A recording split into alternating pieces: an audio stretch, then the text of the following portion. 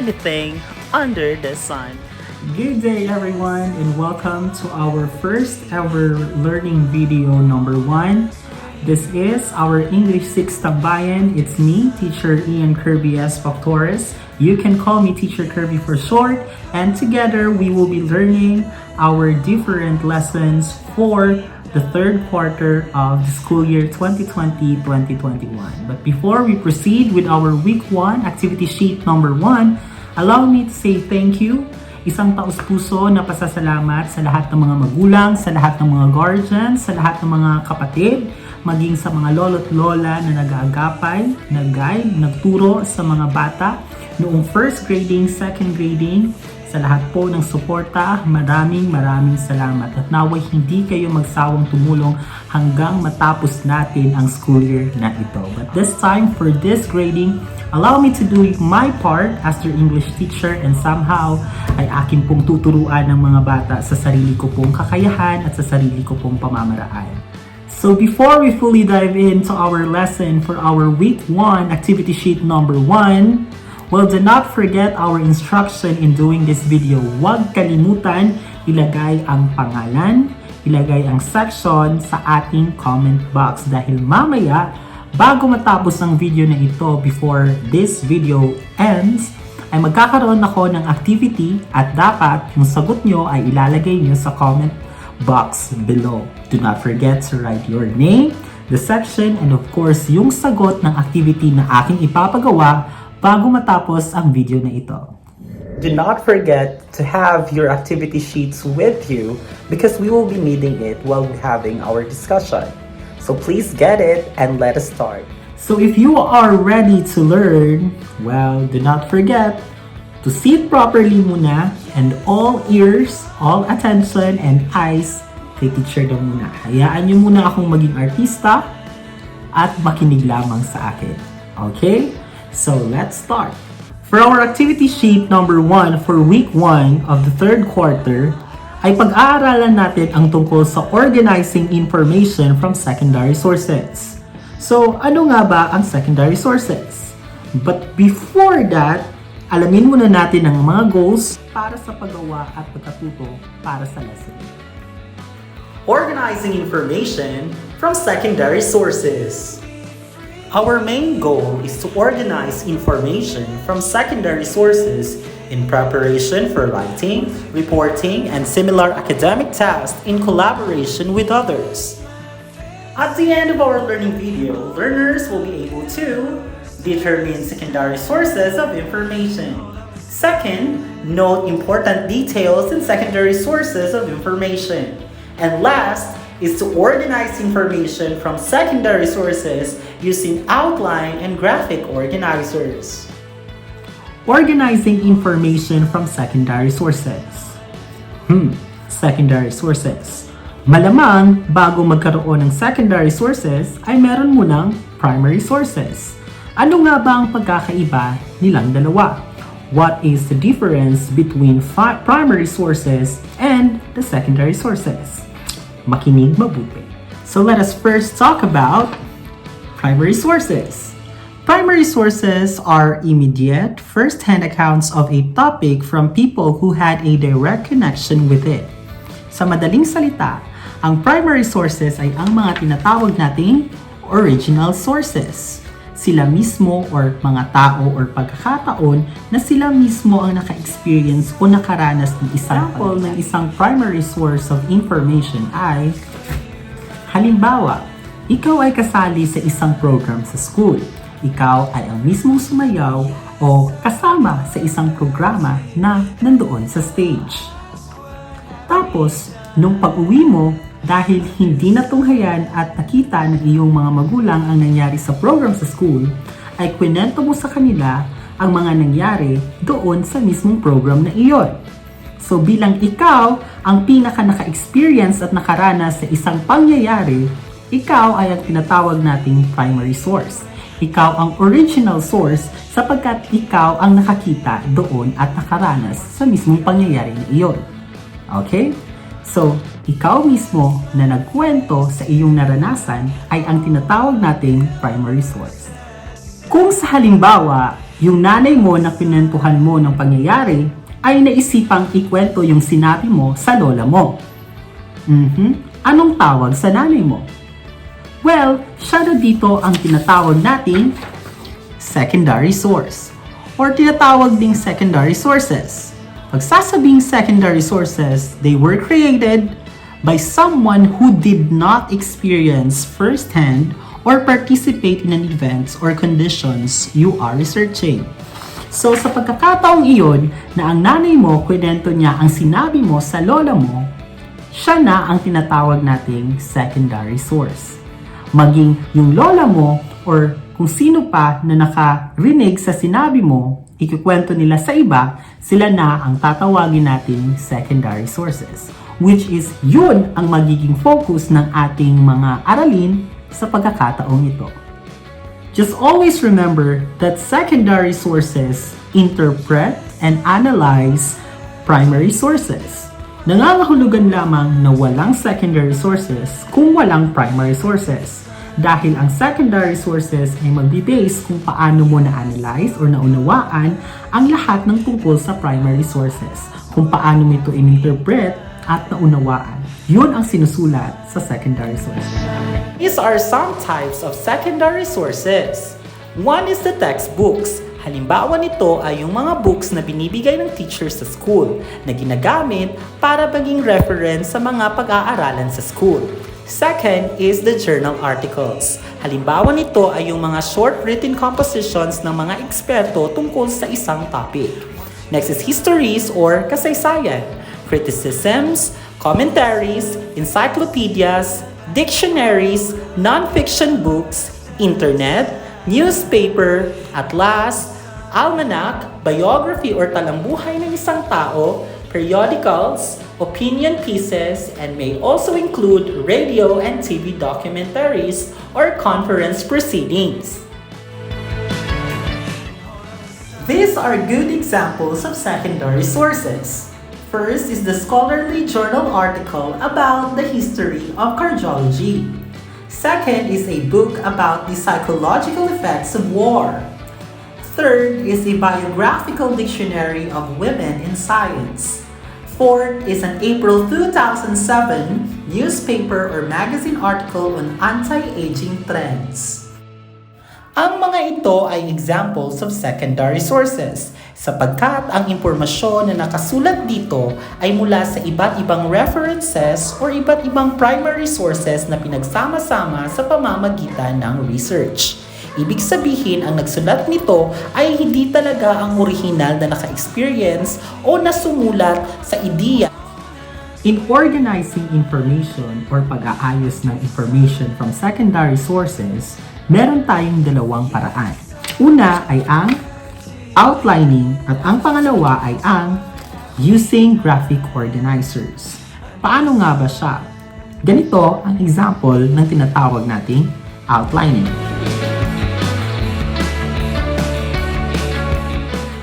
Outlining is like a blueprint of most important information found. In outlining, you should identify the main idea or yung main na pinag-uusapan sa isang paragraph and list the details that support it, making it like a summary. Ito naman ang mga example ng mga graphic organizers.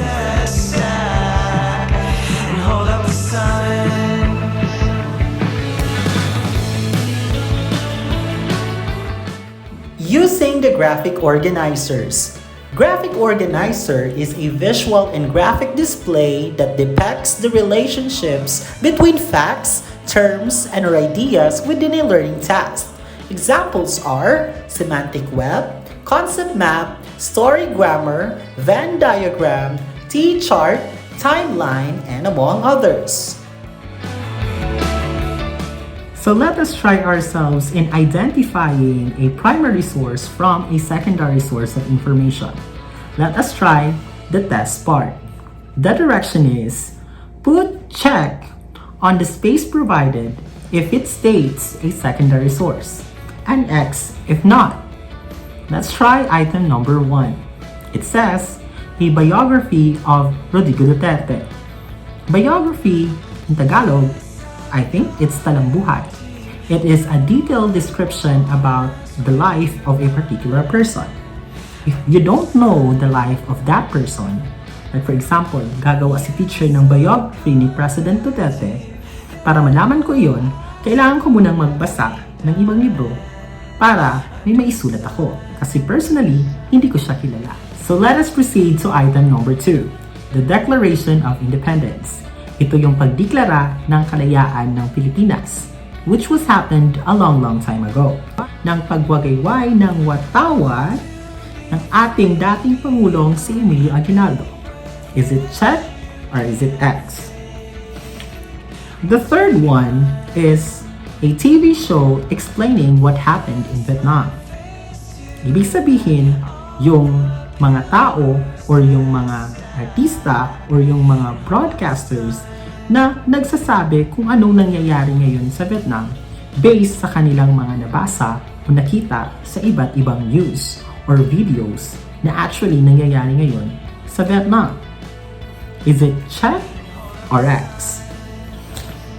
The fourth one is a website describing what the first World's Fair was like. So, isang website in the internet maybe na nagde-describe o nagbibigay description kung ano ang nangyari noong first World's Fair. Maybe nabasa niya or kanyang mga nai-research tungkol sa ganon. Dinescribe niya kung anong nangyari doon. It also, for sure, happened a long time ago. The fifth one is Daniel Padilla's diary describing what he thought about the pandemic. Like, literally, yung diary mismo na sinulat ni Daniel Padilla. Is it a secondary source for check or X if it's not a secondary source? For the reinforced part, it composes of two parts, the exercise 1 and the exercise 2. Always remember to read the direction. Laging basahin ang panuto kung ano ang gagawin. But be mindful na lahat ng gagawin nyo mula exercise 1 at exercise 2, lahat ng magiging sagot niya ay may kinalaman doon sa babasahin yung selection or konteksto na dapat nyo ring intindihin. For the first exercise sa reinforced na part, the direction is read the article and note the important information. Dapat isa-isip at intindihing mabuti ang mga importanteng kinakailangan na impormasyon sa inyong babasahin. Write your answers on the blank after each question in the graphic organizer. So for the first activity, you need to read the selection about the DepEd permits screen time for online classes by Merlina Hernando Malipot. DepEd limits screen time for online classes by Merlina Hernando Malipot. The Department of Education or DepEd reminded teachers and parents that the screen time for students who will be attending online distance learning or ODL classes this upcoming school year must be limited to 1 to 4 hours daily depending on their respective grade levels. San Antonio, the DepEd Undersecretary for Curriculum and Instructions, noted that schools may adopt a combination of synchronous and asynchronous online teaching in consideration of the screen time guidelines by age as recommended by the American Academy of Pediatrics or AAP and the World Health Organization or WHO. For kindergarten learners, the prescribed screen time should be a maximum of 1 hour daily. For pupils under grades 1 to 5, the DepEd said that the maximum should be 1.5 hours or 1 hour and 30 minutes daily. For students in grades 6 to 8, DepEd recommends a maximum of 2 hours screen time daily. The Department of Education said students in higher grades, such as those in grades 9 to 12, will be allowed to spend a maximum of 4 hours daily, 2 hours in the morning and another 2 hours in the afternoon as screen time. In the preparation of the weekly home learning plan and class programs, DepEd enjoined teachers and schools to comply with the recommended screen time for learners. This is the source of the information, or also known as the secondary source. Let us try to answer the different questions below of the exercise 1.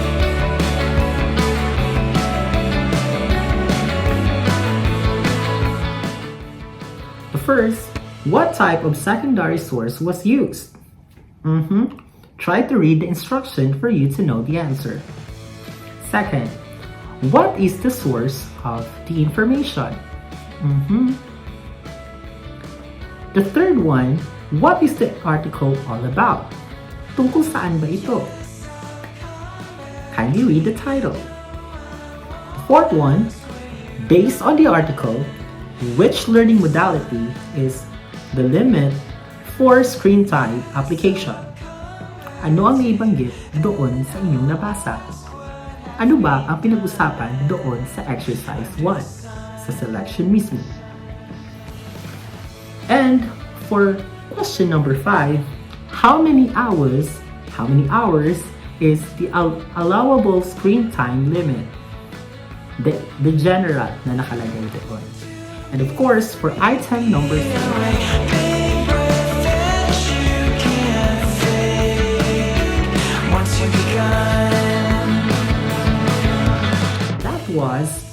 that is an example of a graphic organizer.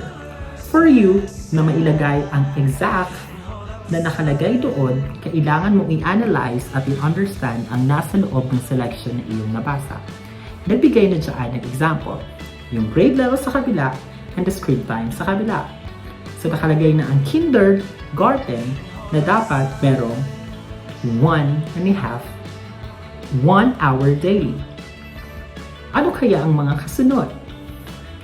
Unawain at basahin. For exercise number 2 naman, the direction is read the article carefully. Organize the important information from the article by completing the outline below. Pagkatapos ng graphic organizer, this time, ang gagawin nyo naman ay i-organize ang information mula sa secondary source sa pamamagitan ng outlining.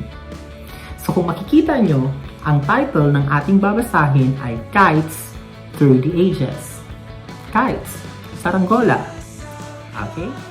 Kites through the ages. Children and adults fly kites on windy days. The kites come in different sizes, colors, and designs. Some kites look like flaming dragons.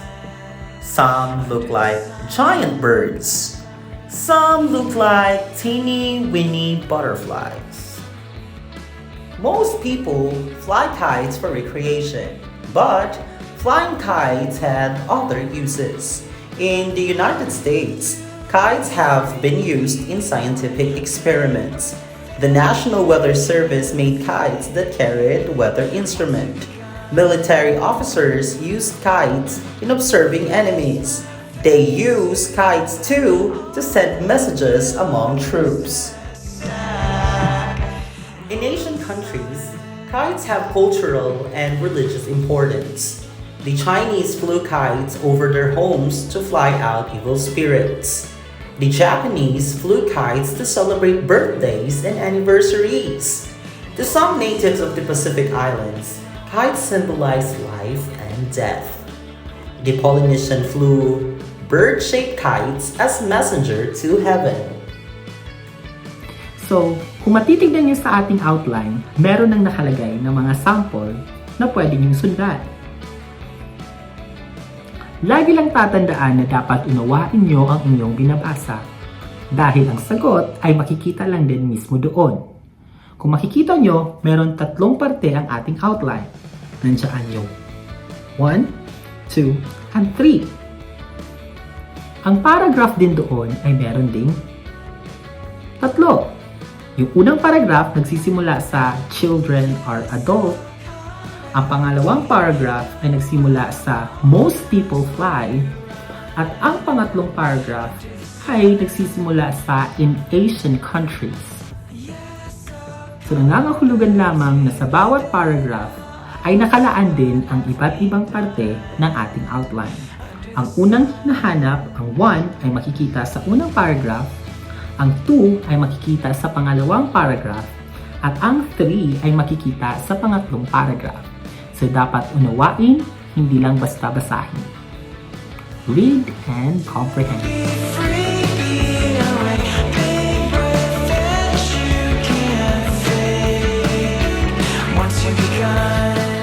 Hep hep hep, it's not the end yet. Let us proceed to the next part of our AS.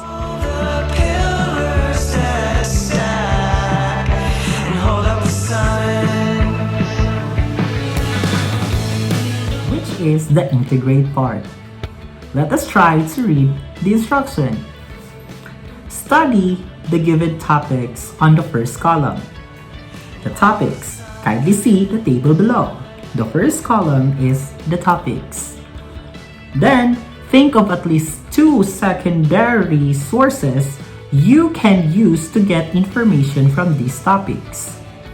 Write your answers under the correct column. On the last column, determine if the sources you listed are found at home or if you can access them using the internet. So kung marami kang books sa bahay, mas madali. Pero kung hindi naman, kung may internet din, mas madali. Kasi sa isang click mo lang sa internet, makikita mo na lahat. But if you have the hard copy or the books at home, mas maigi din. It means you have all the reference, the resources, para mas maintindihan palalo ang ating mga sinasabi dito. So, laging titignan ang ating table. Ang unang column ay ang topic. Ang example dyan ay yung life cycle of a butterfly. Second source, number 1, ay nakikita sa science textbook. Kasi kasali yun sa science. Pangalawang secondary source na kanyang nilagay ay encyclopedia. Kasi kadalasan, doon sa encyclopedia makikita ang mga topic na may kinalaman sa science, kagaya ng life of the butterfly, biology, and everything. Mga aso, about sa part ng tao, nakikita yun sa encyclopedia. Tapos, chinek niya ang available at home dahil siguro nakikita at meron siyang textbook doon at meron siyang encyclopedia sa bahay. At X naman kung wala siya. Okay? So, for example, number 1.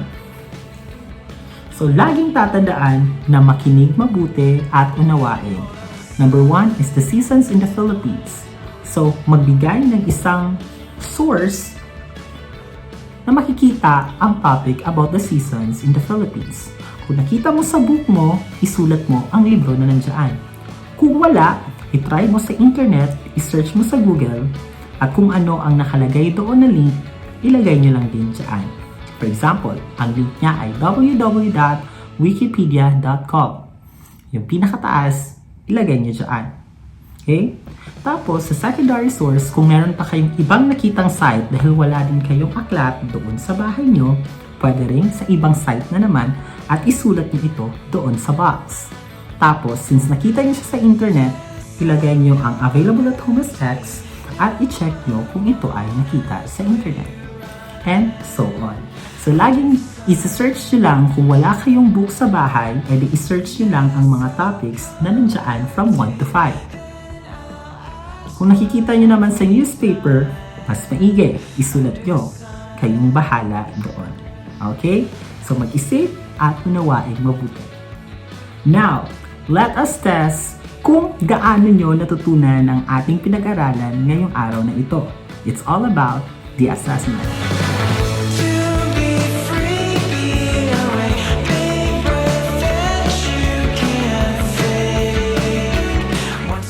So let us try to answer and kindly do it properly and perfectly. Let's see. The direction is read each question carefully, then write the letters of your answer on the blank. ilalagay yung letter sa blank before the number. Hindi yung bibilugan. Kasi ang sabi dyan, ilalagay. Hindi bibilugan. Ilagay sa line. Okay? So let us start. Number 1. What do you call sources that interprets and or analyze primary sources?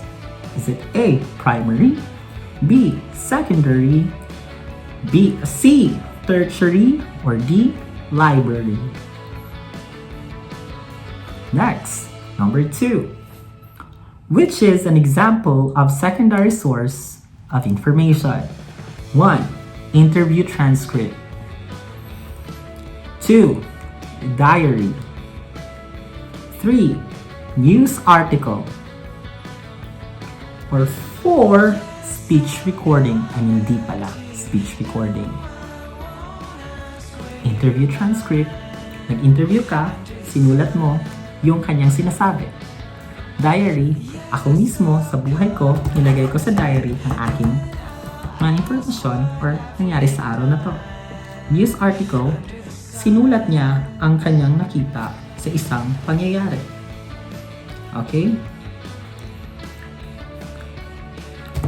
Nabasa niya, nakita niya, lahat ng impormasyong na-gather niya, nilagay niya sa isang news. That is a news article. And speech recording, ito yung halimbawa, nagre-record ako sa sinasabi ko. Hello, kamusta na kayo dyan? May mga bata dito.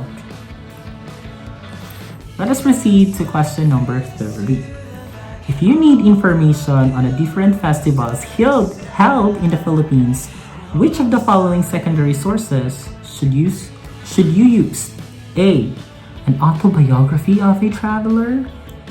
B. A travelogue of a tourist.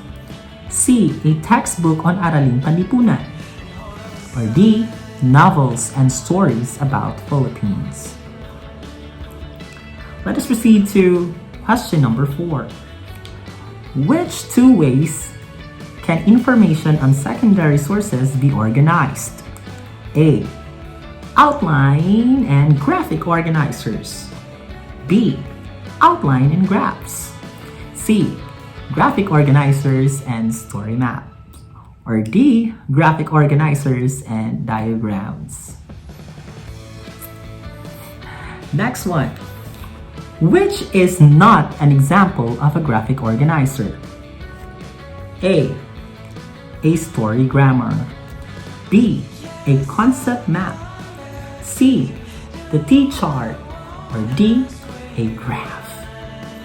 Now, this is the final of truth. Punta tayo sa sharpened part, kung saan kailangan yung ilagay lahat ng mga tutunan nyo sa ating mga napag-aralan. But it's not literally lahat ng mga natutunan, kundi yung interpretation mo, yung application ay gagawin na natin sa part na ito, which is sa paggamit ng graphic organizers at outline sa mga secondary sources of information. For the sharpened part, let us read the directions.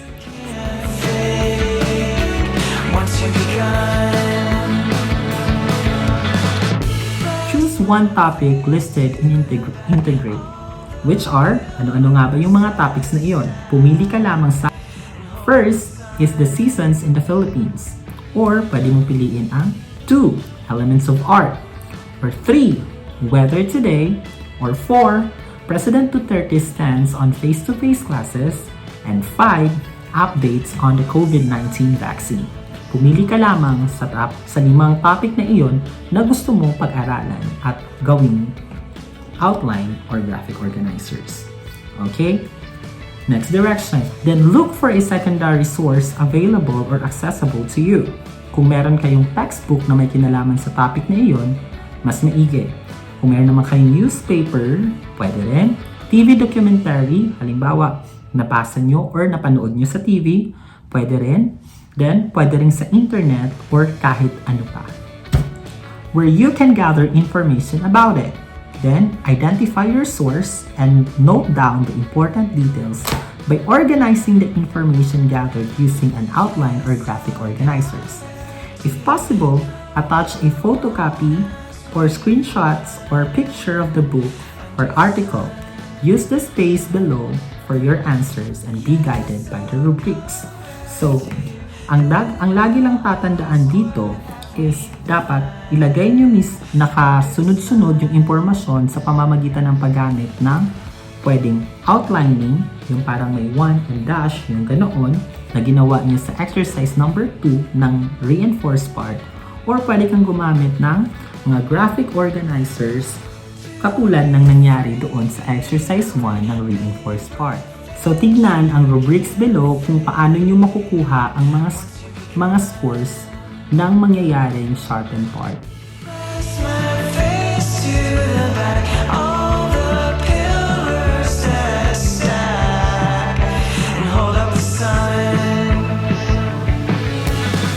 Dapat yung ilalagay yung impormasyon doon ay may kinalaman talaga doon sa topic na inyong napili or na-search nyo or naibasa sa isang newspaper or sa isang article sa internet. Halimbawa, sa type of secondary source, halimbawa ito ay nabasa nyo sa internet, ilalagay nyo doon na internet tapos ilagay nyo na newsletter or news article.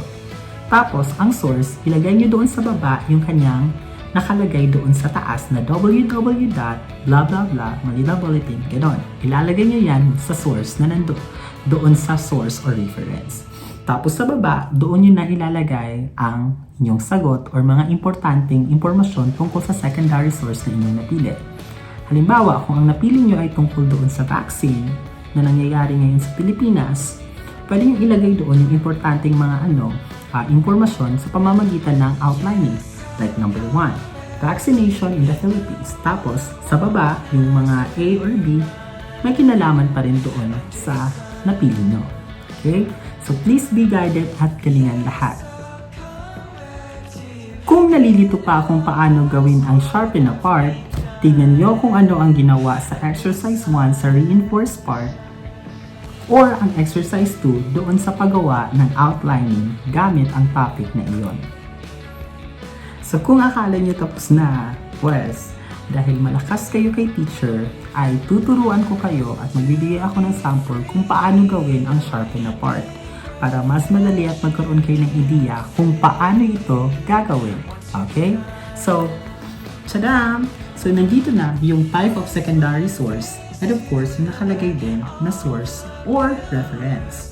So, dahil ang aking piniling topic ay about doon sa season in the Philippines, kaya sabi ko, isang topic lamang doon sa 5, at yung topic na iyon ay yung mga season in the Philippines, elements of art, weather today, or President Duterte's stand on the face-to-face class, at yung updates on the COVID-19 vaccine. At dahil pipili ko yung pinakamadali, which is the season in the Philippines, ay ating sisimulan iyon. So, dahil wala akong masyadong libro dito sa tahanan ni teacher, so nag-search ako sa internet. So, ang lalagay ko sa type of secondary source ay internet, which is nakalagay naman doon. Okay? Next, internet. Tapos, doon sa source of reference, ilalagay ko doon kung saan ko nakita ang aking naikuhang information, which is yung www.wikipedia.com. Kung meron pang mga kasunod doon, isulat nyo lang kasi medyo malawak yung papel nyo kesa sa illustration board ni teacher. Okay? So, kung para mas descriptive or mas specific yung paglagay nyo dito sa type of source, ilagay nyo na internet, tapos lagay nyo ang description. Dahil mostly naman, ang nakikita nyo sa internet ay yung description ng hinahanap nyong topic. Okay? So halimbawa, gagawa na tayo ng tinatawag nating outlining. Mauna muna tayo sa outlining. So sa outlining, pinili ko ang seasons in the Philippines. Yun yung aking topic. Okay? So, pasensya na dahil medyo maliit ang illustration board ni teacher. So, ano nga ba yung dalawang uri ng season sa Philippines? So, nilagay ko dito sa una at pangalawa. Dahil dalawa dalawa lamang ang season sa Philippines. So, nilagay ko dito yung dry season. Tapos, dry season. Tapos, nilagay ko din dito sa pangalawa ang tinatawag nating wet season. So, nilagay ko dito yung dalawang seasons na meron ang Philippines, which are the dry season and the wet season. So, para maging outline siya, lalagyan ko ng description itong nasa baba. So, dry season. Kailan ba nangyayari ang dry season sa Philippines? So, according sa Wikipedia at yung site kung saan ko nakita yung information, yung description ng aking title, ay ilalagay ko dito yung end of October to May. Tapos, dito naman sa baba, ilalagay ko naman dito yung wet season na nakalagay doon sa site ng aking nakita.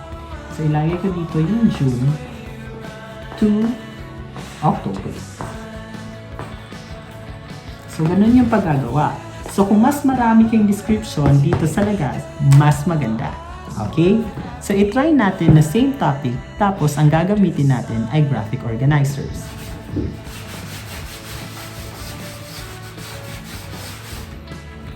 So, ilagay ko dito, seasons in the Philippines pa rin.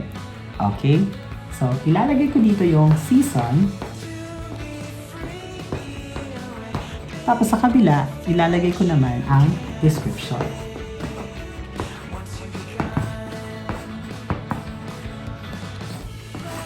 So, halimbawa, ilalagay ko sa unang box ay ang dry season. Tapos sa kabila, ang ilalagay kong description dito ay yung nangyayari pag dry season. Ilalagay ko dito, swimming at the beach. Kasi nangyayari naman talaga yun during dry seasons, kagaya ng summer. Tapos, sa pangalawang box, ilalagay ko doon yung pangalawang seasons, which is the wet seasons. Tapos, yung description na ilalagay ko doon ay may kinalaman din dapat sa wet seasons, kung ano ang ginagawa natin. Kagaya ng staying at home kasi nga wet, bawal lumabas, baka mabasa. So that's it. I hope na meron kayong natutunan for this class. So before we end our learning video number 1, ay meron muna tayong activity na aking ibibigay. So do not forget to answer the activity na ito sa pamamagitan ng pag-comment sa comment box below. Lagyan ang pangalan nyo, isulat ang pangalan nyo pala, tapos yung section at sa baba nito yung sagot nyo sa aking katanungan. Okay? So, wag na wag kalimutan yan dahil i-react yan ni teacher para malaman ko kung sino-sino ang mga nag-participate. So, I only have 2 questions for our last activity game. All you need to do is to write the answer below. Okay? Ipagsama na sa isang comment ang dalawang sagot na ito. Unang katanungan. Blank were created by someone who did not experience the first-hand or participate in the events or conditions you are researching. Question number 2. Blank are sources which are immediate, first-hand accounts of a topic from people who had a direct connection with it. So yun lamang ang dalawang katanungan. All you need to do is to write your name, then your section, and the answer of the two questions. Kung ano yung answer number 1, ilagay. At kung ano ang answer number 2, ay ilagay din. So thank you so much for your participation and see you on our next learning video number 2. Thank you and God bless. Do not forget to like and subscribe. Thank you. Mwah.